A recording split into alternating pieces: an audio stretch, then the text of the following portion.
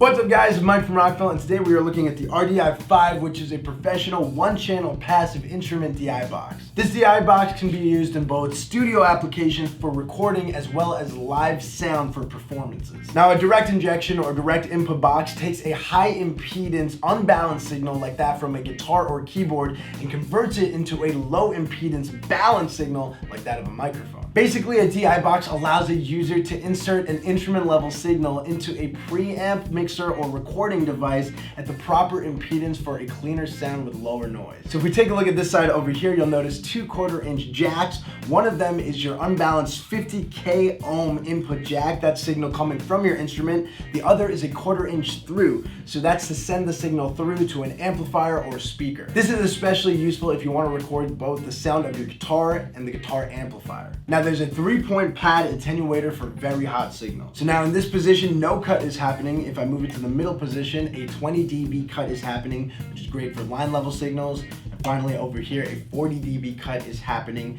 which is great for even amplified signals like that from a speaker. Now on this side, we have our 600 ohm balanced XLR output to go to a mixer or preamp, as well as a ground lift switch. So if you're getting ground loop noise from different grounding positions in your setup, like from your amplifier or your mixer, you can activate the switch and it'll eliminate that, but generally you can keep it in the ground lifted position. Now DI boxes have very minimal circuitry. The main thing that separates one DI box from the next is the quality of the internal transformers. Now I've been using the Radial ProDI box for many years. I've used it on almost every recording I've ever done, so I'm excited to see how this stacks up against the Rockville one. I recommend you use headphones for the next part. So I just recorded 2 takes of me playing guitar, one through the Rockville DI and then one through the Radial DI. Let's listen back to what this sounds like.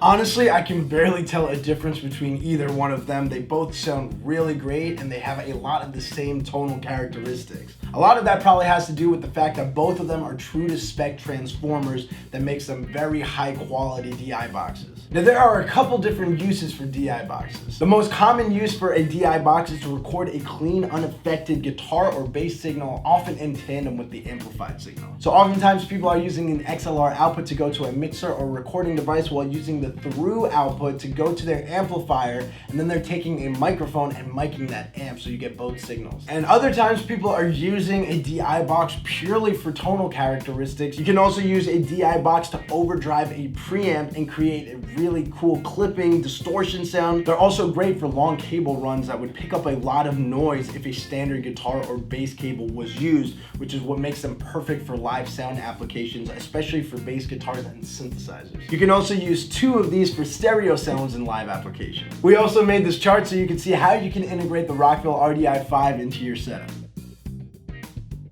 So if you're looking for a professional, unclean, one-channel passive instrument DI box, look no further than the Rockville RDI5.